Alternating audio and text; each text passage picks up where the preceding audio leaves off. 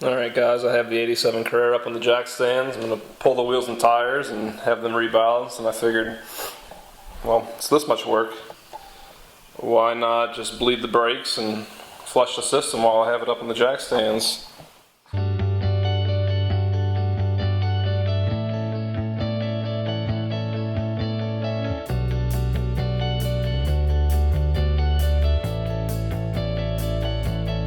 Alright, now first thing we're going to do is take this cap off. We're going to drain that reservoir out and we will replace it with our .4 brake fluid.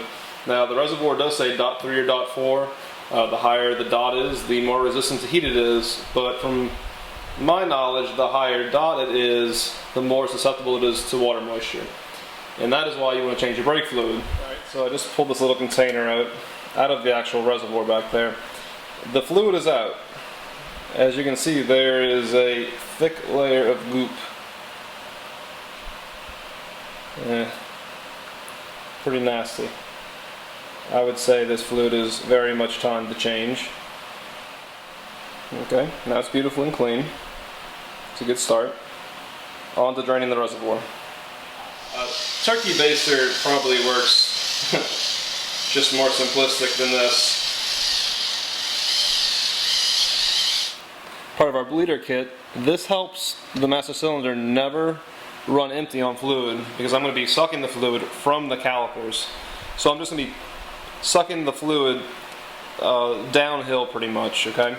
Now it's a difference that some pressurize this and push the fluid through the master cylinder. I'm actually going to be creating a vacuum on the calipers. So while we have the video going, here's a comparison though. That's the old fluid, and of course moisture and corrosion, all those factors will make the brake fluid change this color. Now I've done brake jobs on trucks that were 5 and 6 years old that have fluid darker than this, that were towing under a lot of heat. This car, you know, is just really a cruiser, so it didn't see much abuse. But still, that fluid's bad. I also did an 87 Mercedes, and it was so bad that the rear calipers actually rusted solid, the pistons in the calipers. So very important to keep up with this maintenance. Here's the other side of the system. That's all it is. Air hose creates a negative vacuum, and it's going to suck it right out your bleeder. The bleeder's right here. We're going to crack it. We're on the farthest caliper from your master cylinder. That's where you want to begin. Then you're going to do driver's side caliper, then your passenger side front, and then the closest, which would be your driver's side front. And now you're going to use a 9mm.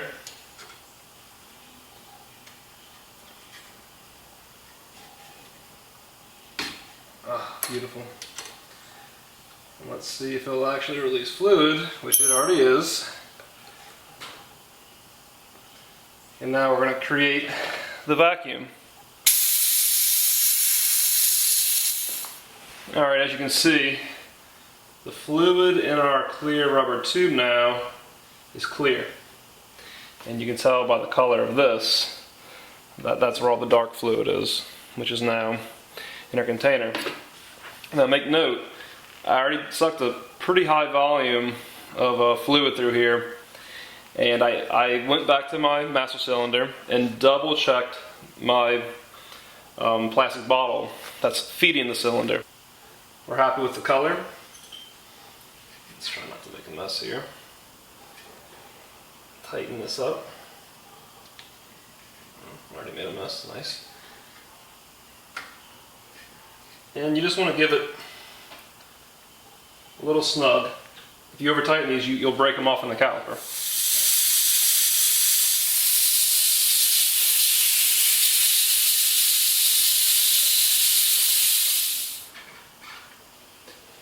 Now we're on the front passenger side. Keep an eye on your level. Now we're on to our last caliper, which is your front driver's side. Just repeat the process. Break your bleeder open. There you go.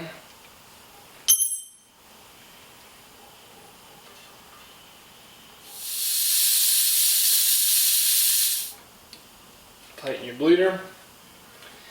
And that will give the brakes a test. Make sure they have good pressure. Put the wheels back on. It's a job done.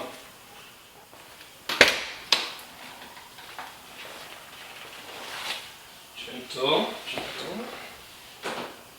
Nice solid brake pedal. You can even feel it's actually more firm with the new fluid. Alright guys, hope that helped. Thanks for watching.